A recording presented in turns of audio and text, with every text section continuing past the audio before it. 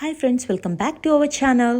97వ Oscar అవార్డ్స్లో ఒక cinema అనోరా అనే పేరే ఎక్కువగా వినిపిస్తుంది. అవార్డ్స్ అన్నిటినీ ఇది మాత్రమే కొల్లగొట్టింది అని చెప్పుకోవాలి. ఏకంగా 1 కాదు, 2 కాదు, 3 కాదు, 5 ఆస్కార్ అవార్డులు ఈ సినిమాకే వచ్చాయి. అంత స్పెషాలిటీ ఏంటో చూద్దాం. అసలు ఆస్కార్ అవార్డు అంటే ఏంటి అంటే, చాలా మూవీస్లో మీరు ఫన్నీ సీన్స్లో అబ్బాని యాక్టింగ్కి ఆస్కార్ వస్తుందిరా అనే డైలాగ్ వినే ఉంటారు. ఈ ప్రపంచం మొత్తంలోనే ఫిల్మ్స్కి సంబంధించి ది బెస్ట్ అండ్ పెద్ద అవార్డు ఏదైనా ఉంది అంటే అది ఆస్కార్ అవార్డు మాత్రమే. ఆ ఆస్కార్ అవార్డుని ఎట్లా వస్తుంది అనేది చూడాలి అంటే దానికి చాలా కేటగిరీస్ ఉంటాయి. కొన్ని ఫిలిమ్స్ అనేవి ఇండియా తరపున కూడా నామినేట్ అవ్వడం జరిగింది. మన ఇండియాలో కూడా ఇంతకుముందు ఆస్కార్స్ వచ్చాయిన వాళ్ళు చాలామందే ఉన్నారు. కాకపోతే యాక్టింగ్ కేటగిరీలో ఎవరికీ రాలేదు. బెస్ట్ లాంగ్వేజ్, రికార్డింగ్ అట్లాంటి ఆస్పెక్ట్స్లో వచ్చింది. ఎవరెవరికి ఆస్కార్ వచ్చిందో చూద్దాము. ముందుగా ఈ అనోరా సినిమా అనేది ఏంటి అంటే ఒక వేశ్య కథ. ఒక వేశ్య జీవితంలో ఏం జరిగింది అనేదే ఈ మూవీలో చూపించడం జరుగుతుంది. ఈ చిన్న మూవీ నిజంగా 50 crores బడ్జెట్తో స్టార్ట్ అయింది. మన పుష్ప 2 మూవీలోనో, బాహుబలి 1, 2 లాగా, ఆర్ఆర్ఆర్ మూవీ లాగా భారీ బడ్జెట్ సినిమా ఏం కాదు. ఇది జస్ట్ 50 crores మాత్రమే స్టార్ట్ అయింది. కానీ ఇది దాదాపు 350 కోట్లు వసూళ్లు సాధించింది. నిజంగా ఈ మూవీలో చిన్నగా చెప్తాను. ఈ మూవీ స్టోరీ ఏంటి అంటే, రష్యన్ బ్యాక్గ్రౌండ్ నుంచి వచ్చినటువంటి ఒక ప్రాస్టిట్యూట్ ఉంటుంది. ఆవిడ అనుకోకుండా ఒక అబ్బాయితో లవ్లో పడుతుంది.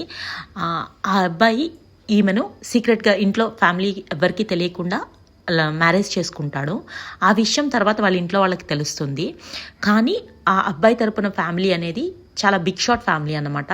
పొలిటికల్ ఇన్ఫ్లుయెన్స్ అట్లాంటి ఉన్న వాళ్ళు ఈ అమ్మాయికి ఒక పెద్ద అమౌంట్ని ఆఫర్ చేస్తారు. నియర్లీ ఒక $10,000 million అట్లాంటి అమౌంట్.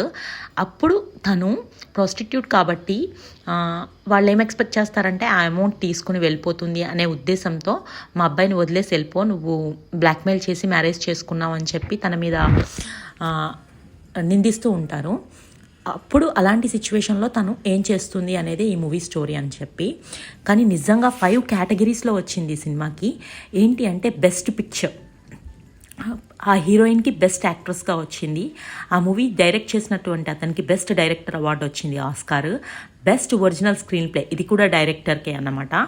సపోర్టింగ్ యాక్టర్, ఈ పైన మీకు కనిపిస్తున్నారు కదా, వాళ్ళ ముగ్గురికి వచ్చాయి ఆస్కార్స్. అంటే హీరోయిన్కి ఒకటి, సపోర్టింగ్ రోల్ చేసినందుకు అతనికి, మిగతా 3 కూడా డైరెక్టర్కి వచ్చాయి. ఈ టీంకి ఏకంగా 5 అవార్డ్స్ వచ్చాయి. ఇదంతా ఒక ప్రాస్టిట్యూట్ కథ చుట్టూ తిరుగుతూ ఉంటుంది. చెప్పాను కదా, స్టేజ్ మీద ఆస్కార్ అవార్డ్స్ తీసుకున్నటువంటి డైరెక్టర్ తను ఏం చెప్పాడంటే, ఈ మూవీని నేను ప్రాస్టిట్యూట్కి డెడికేట్ చేస్తున్నాను, వాళ్ళ లైఫ్ స్టైల్ చూసి ఇన్స్పైర్ అయ్యి నేను ఈ స్టోరీని రాసుకున్నాను అని చెప్పాడు. అట్లాంటి ఒక లైఫ్ స్టైల్ చేస్తున్నటువంటి లేడీ ఎలా డీల్ చేసింది సిచ్యువేషన్ అనేదే ఈ స్టోరీ అన్నమాట. మనం కూడా తీసాము ఆస్కార్ లెవెల్కి. తెలుగు ఫిల్మ్ ఇండస్ట్రీ నుంచి మన ఎస్ఎస్ రాజమౌళి గారు జక్కన్న తీసుకుని వచ్చాడు అని చెప్పి క్రెడిట్ అంతా ఆయనకి ఇచ్చేసాము. యాక్చువల్లీ మనకి అప్పుడు అవార్డు వచ్చింది ఆర్ఆర్ఆర్ మూవీలో నాటు నాటు సాంగ్కి. చంద్రబోస్ గారికి బెస్ట్ లిరిక్స్కిను, ఎంఎం కీరవాణికి కంపోజింగ్కి వచ్చింది. ఇద్దరికి కలిపి వచ్చినటువంటి ఆస్కార్ అది ఎవరు గుర్తించట్లేదు. మన ఇండియాలో ఇంతకుముందు కూడా చాలా ఆస్కార్స్ వచ్చాయి. అవి ఏంటి అనేది ఒక్కసారి చూద్దాము. 1992లో అనుకుంటా సత్యజిత్ రే గారితో స్టార్ట్ అయింది ఆస్కార్స్ అనేవి. ఈయన్ని ఇండియన్ ఫిల్మ్ ఇండస్ట్రీకి ఫాదర్ కింద మెన్షన్ చేస్తారు డైరెక్టర్స్లో. నెక్స్ట్ ఏఆర్ రెహమాన్కి స్లమ్ డాగ్ మిలియనర్ అనే మూవీకి, అంటే అరౌండ్ 2009లో వచ్చాయి. గుల్జర్ జై హో సాంగ్కి బెస్ట్ ఒరిజినల్ సాంగ్ కింద వచ్చింది. రసూల్ పొక్కుట్టి బెస్ట్ సౌండ్ మిక్సింగ్కి 2009లో వచ్చింది. ఎంఎం కీరవాణికి, చంద్రబోస్ గారికి కలిపి ఒకటి వచ్చిందని చెప్పాను కదా, 2023 RRR మూవీ అది. నెక్స్ట్ కార్తిక్ గోన్ స్లేవ్స్ అని చెప్పి ఎలిఫెంట్ విస్పర్స్ అని చెప్పి ఒక చిన్న ఏనుగుతో తీశారనమాట. షార్ట్ ఫిల్మ్ ఒకటి ఉంటుంది. ఇంట్రెస్ట్ ఉన్న వాళ్ళు చూడొచ్చు. ఇది చాలా బాగుంటుంది. పిల్లలైతే భలే ఎంజాయ్ చేస్తారు ఈ సినిమాని.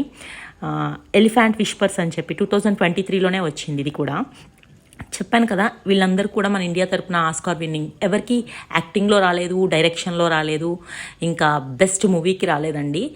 ఈ కేటగిరీస్లో అక్కడ చాలా రూల్స్ ఉంటాయి. సో అందుకని చెప్పి ఈ సినిమా ఏదో 5 అవార్డ్స్ విన్ అయింది కదా అని చెప్పి సూపర్ ఫిల్మ్ అనుకుని మీరు పిల్లలకి చూపిద్దామని ట్రై చేస్తారేమో. అట్లాంటి సాహసాలు ఏం చెయ్యొద్దు. ఇది కంప్లీట్గా అడల్టరీ ఉన్నటువంటి సినిమా. 18 years అబౌవ్కే చూపిస్తే బెటర్. పిల్లలకి ఇట్లాంటి మూవీస్కి ఎంత దూరంగా ఉంటే అంత మంచిది. నా సజెషన్. కానీ నిజంగా 5 ఆస్కార్స్ అంటే చాలా గొప్ప విషయం అనే చెప్పుకోవాలి సినిమాకి. Thank you for watching.